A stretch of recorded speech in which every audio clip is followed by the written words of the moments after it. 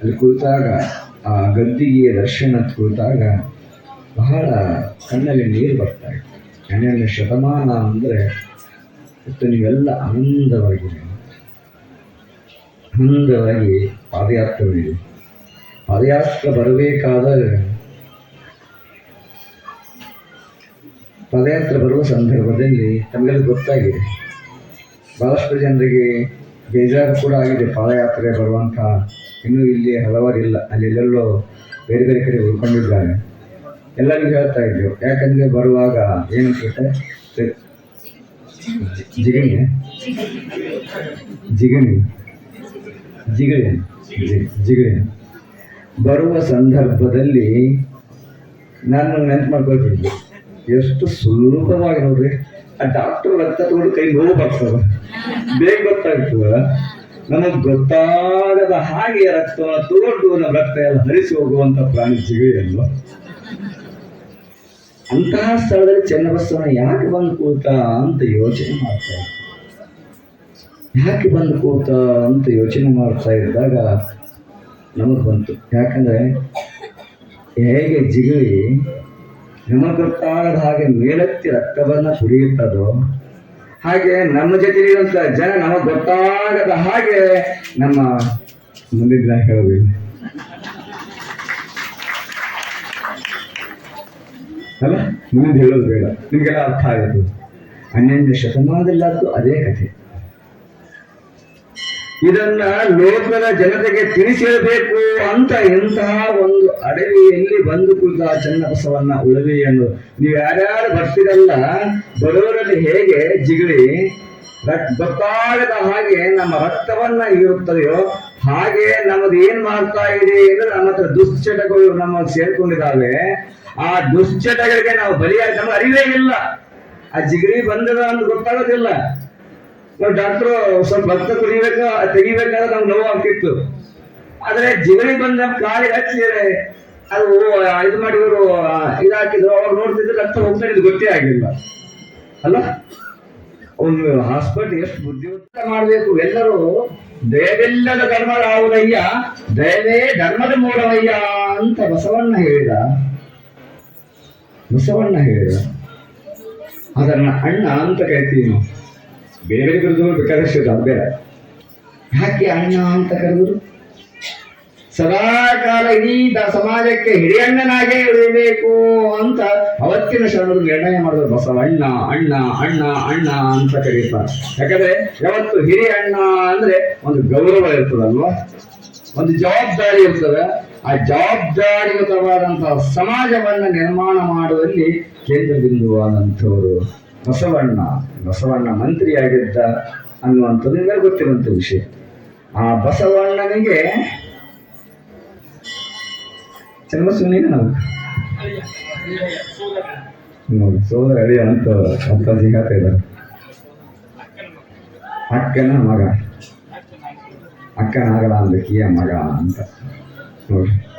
ಈಗ ನಮಗೂ ಆಸೆ. ಬಸವಣ್ಣನಿಗೊಬ್ಬ ಮಗ ಇದ್ದ ಗೊತ್ತ ನಿಮ್ಗೆ? ಬಾಲಸಂಗಯ್ಯ ಅಂತ ಒಬ್ಬ ಮಗ ಇದ್ದ ಬಸವಣ್ಣನಿಗೆ ನೋಡಿ.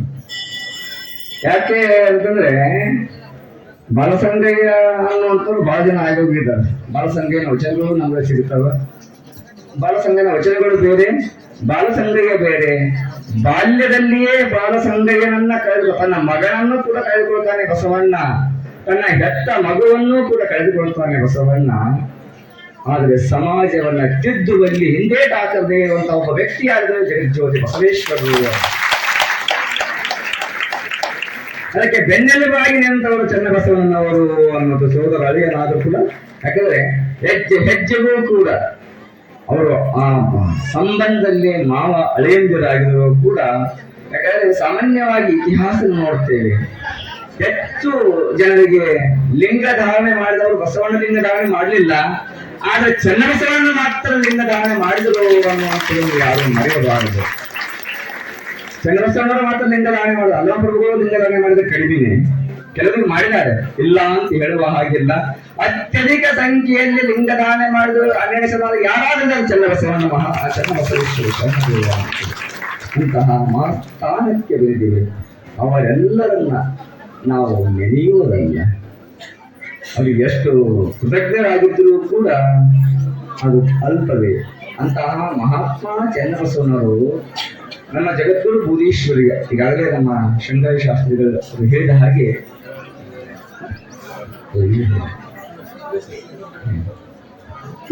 ಉಭಯರಿಗೆ, ಒಂದು ಬೂದೀಶ್ವರರಿಗೆ, ಇನ್ನೊಂದು ಅಡವಿ. ಒಂದು ಹಿಂಸೆಯನ್ನ ಮಾಡುವಂತಹ ಆ ಶರಣರ ರಕ್ತದ ಓಕಲಿ ಅರಿತಲ್ಲ, ಆ ಸ್ಥಿತಿ ಹೇಗಿರಬಾರದು, ಆ ಪರಿಸ್ಥಿತಿ ಹೇಗಿರಬಾರದು, ಅವರು ಮಾಡಿದ ತಪ್ಪಾದರೆ ಏನಾಗಿತ್ತು ಒಂದು ಕ್ಷಣ ಯೋಚನೆ.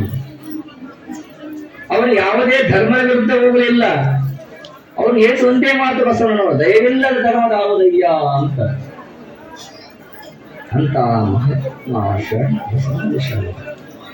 ನಡೆದಾಡಿದಂತಹ ಪೂಜೆ ಶರಣರೆಲ್ಲರನ್ನ ಇವತ್ತು ನಾವು ಧ್ಯಾನಿಸುತ್ತಾ ಅವರನ್ನು ಸ್ಮರಿಸುತ್ತಾ ಈ ಯಾವೊಂದು ಭವ್ಯ ದಿವ್ಯ ಕಾರ್ಯಕ್ರಮದಲ್ಲಿ ದಿವ್ಯ ಸಾನ್ನಿಧ್ಯವನ್ನು ವಹಿಸಿದಂತಹ ಆತ್ಮೀಯರು, ಸಹೃದಯರು, ಬಹುಶಃ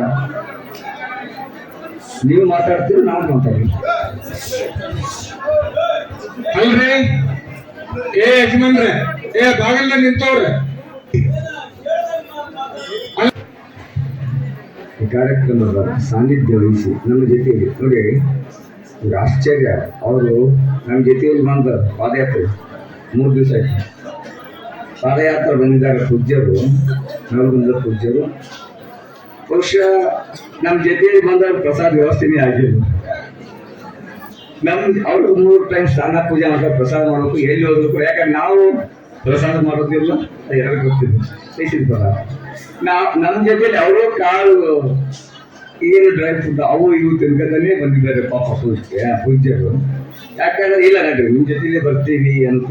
ಯಾಕಂದ್ರೆ ಅಂತಹ ಪೂಜ್ಯರು ಅವ್ರು ಬೇಕಾದ್ದು ಸಾಧನೆ, ಅವ್ರಿಗೇನು ಕಡಿಮೆ ಇಲ್ಲ.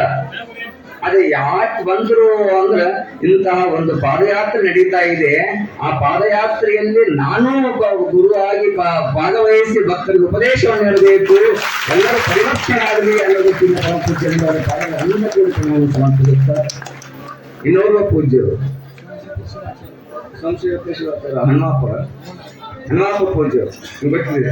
ನಿಮ್ಮ ಸಂಕಲ್ಪ 775 ಲಿಂಗ ಪ್ರತಿಷ್ಠಾಪನೆ, 775 ಗಂಟೆಗಳ ಶಿವಯೋಗ ಸಮಾಧಿ, ಒಟ್ಟು ಟೋಟಲ್ 63 ಪೂರ್ವಾಶ್ರಮ 30 ದಿವಸ, 63 ದಿವಸ. 63 ದಿವಸ ಯಾಕೆ ಹೇಳಿದೀವಿ ಅಂದ್ರೆ ಹಿಂದೆ ಪುರಾತನ ಶರಣರು 63 ಜನ ಪುರಾತನ ಶರಣರಾಗಿದ್ದಾರೆ.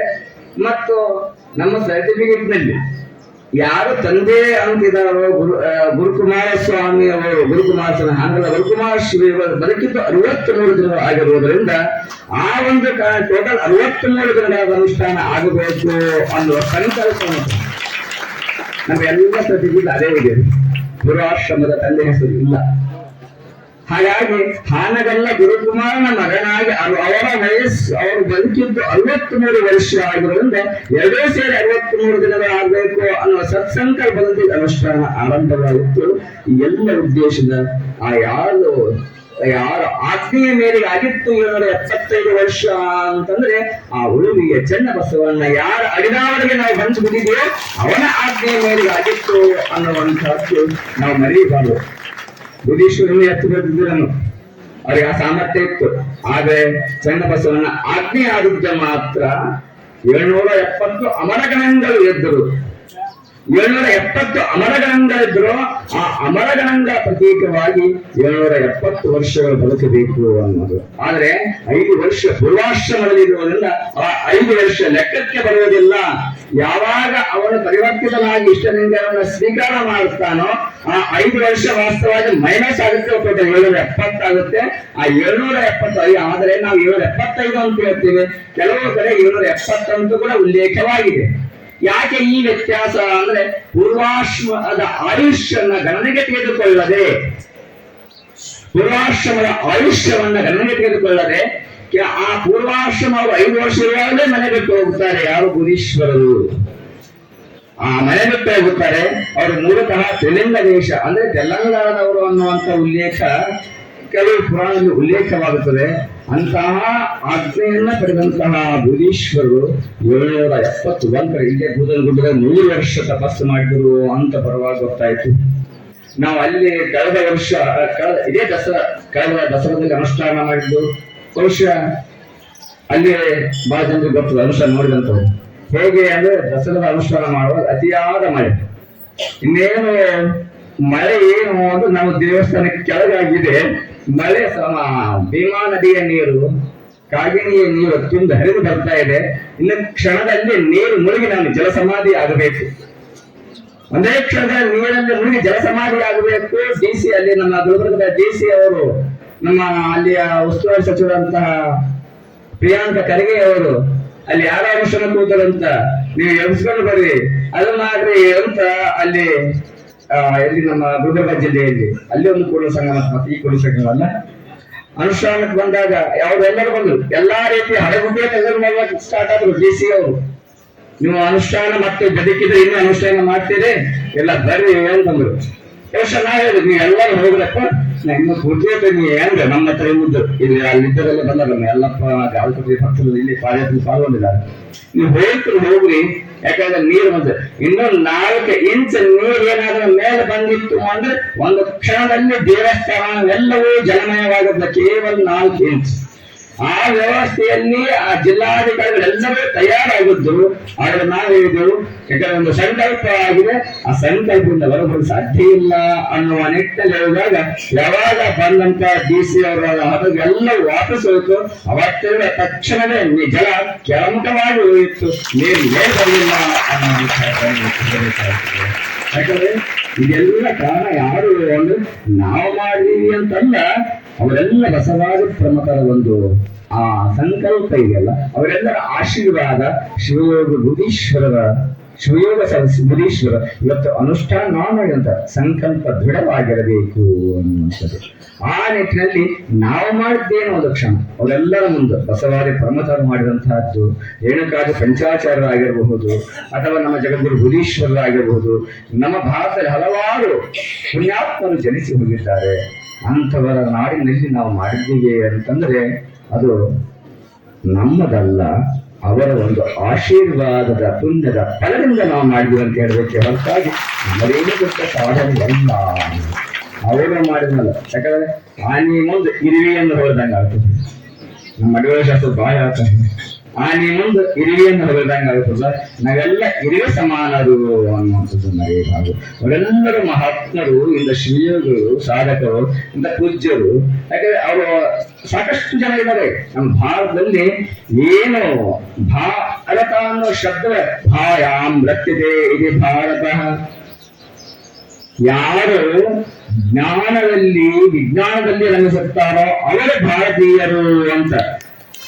ಧರ್ಮದ ಹೆಸರಿನಲ್ಲಿ ಬೆಳೆದಾಡುವವರಲ್ಲ, ಜಾತಿಯ ಹೆಸರಿನಲ್ಲಿ ಬೆಳೆದಾಡುವವರಲ್ಲ.